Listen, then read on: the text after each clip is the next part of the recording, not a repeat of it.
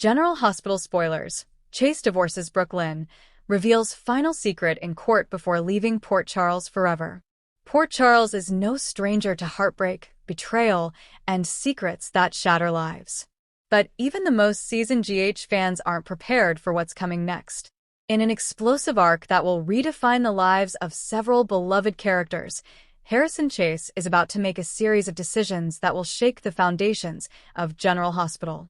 After a whirlwind marriage filled with hope, love, and redemption, Chase files for divorce from Brook Quartermaine, and in an unexpected courtroom revelation, he drops a devastating secret that has ripple effects across the canvas. This isn't just a marital collapse, it's the end of Chase as Port Charles knows him. Let's break it down in a blow-by-blow of emotion, betrayal, and long-buried truths that will leave you breathless. When Brook and Chase finally said "I do," many fans rejoiced. After all, their journey had been long and complicated, from her betrayal with Bailey, to his paralysis, to their eventual reconciliation. They were the couple who had weathered it all. Or so it seemed. In recent weeks, tension between the couple has escalated, stemming from Brook deepening involvement in the Quartermaine family legacy. Her new role as CEO of Deception after Lucy's departure had consumed her time and energy, leaving Chase feeling increasingly like a background character in her life. But the real issue wasn't time, it was trust. Behind closed doors, Chase had begun to suspect Brook was keeping something from him. And when he overheard a hushed conversation between Brook and Lois, his worst fears were confirmed. Brook had forged documents involving Ned's estate, documents that could implicate her in financial fraud. But instead of confronting her, Chase waited. He needed the full truth. The divorce proceedings were expected to be amicable.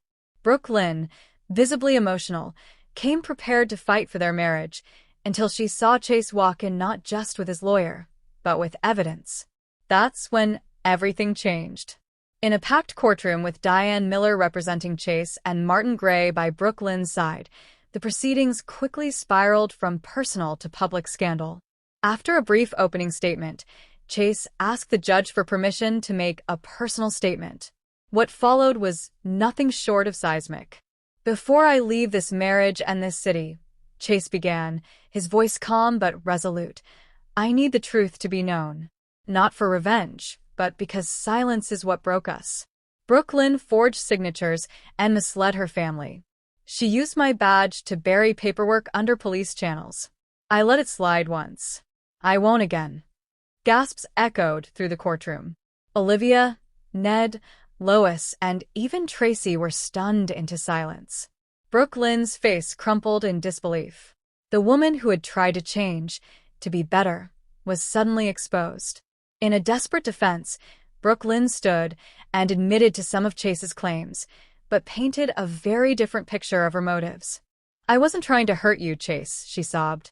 "Everything I did was to protect my family. Deception was on the verge of collapse. Tracy was threatening to dismantle everything my father worked for. I thought I could fix it before anyone found out. But for Chase, the damage was irreversible." "You didn't trust me enough to let me in," he replied. "And that's why we're here."